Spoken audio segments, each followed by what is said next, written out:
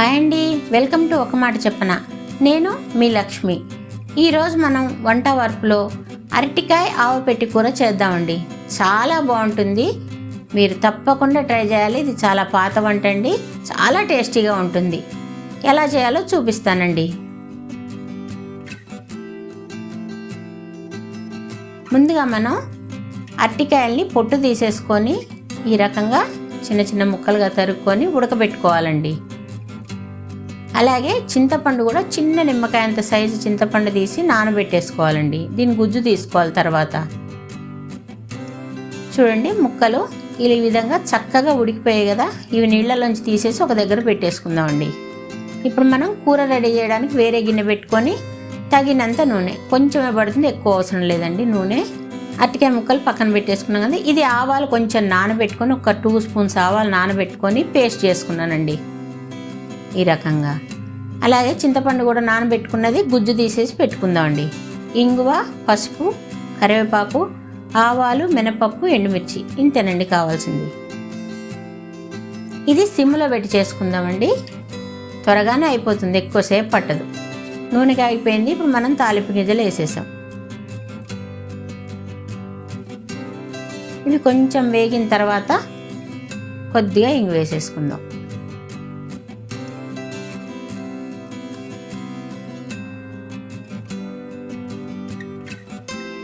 ఇది వేగాక కరివేపాకు వేద్దామండి. దీంట్లో ఉల్లిపాయ కానీ వెల్లుల్లి కానీ అస్సలు వేయకూడదండి. ఇది చాలా పాతకాలం వంట, ఇది ఇలా చేస్తేనే బాగుంటుంది. ఉల్లిపాయ వెల్లుల్లి వేయకూడదు. వేగిపోయండి. ఇప్పుడు మనం అరటికాయ ముక్కలు వేసేసుకుందామండి.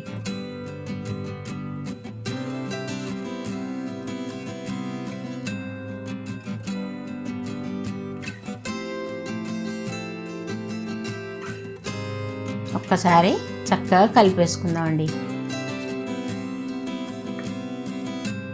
ముక్కలు ఉడికాయి కాబట్టి ఎక్కువసేపు పట్టదు. ఇది కొంచెం పసుపు తగినంత వేసేసుకోవాలి.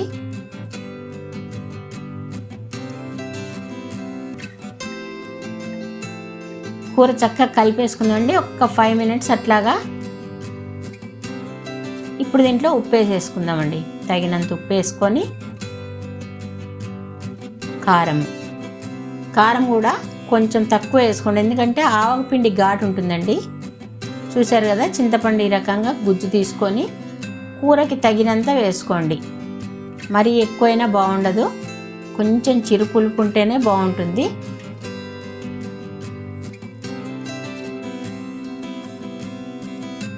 ఇది ఇలా ముద్దగానే అవుతుందండి, ఏమీ కంగారు పడాల్సింది లేదు. ఇప్పుడు బెల్లము కొంచెం స్వీట్ ఉంటే బాగుంటుందండి, ఎందుకంటే చింతపండు వేసాం కాబట్టి. తగినంత బెల్లం వేసుకోండి. మీరు తినే తీపికి తగినంత బెల్లం వేసుకోండి, కానీ వేయాలి, వేస్తేనే బాగుంటుంది. లేదు అంటే మీ ఇష్టం, చక్కెర వేసుకున్నా ఏం కాదు. అది కొంచెం అడుగు అంటుతుందండి, ఏమి కాదు, ఎందుకంటే ముద్దకూర కాబట్టి అడుగు అంటుతుంది, అరటికాయ కాబట్టి. ఇది ఇప్పుడు ఒక 2 నిమిషాలు అయిన తర్వాత దీన్ని దింపిన తర్వాత మనం ఆవపిండి వేసుకోవాలి. పేస్ట్ ఉంది కదండి, పిండి కాదు, పేస్ట్ ఉంది కదా, అది వేసుకోవాలండి. కారం పచ్చివాసన పోయిన తర్వాత, చింతపండు కారం పచ్చివాసన పోయిన తర్వాత కట్టేసుకోవాలండి స్టవ్. ఇది అయిపోయింది. ఈ స్టవ్ మీద ఉన్నప్పుడు మాత్రం ఆవ పేస్ట్ వేయకూడదండి. ఇది దించాక ఒక్క 5 మినిట్స్ అట్లా అయిన తర్వాత అప్పుడు వేసుకోవాలి.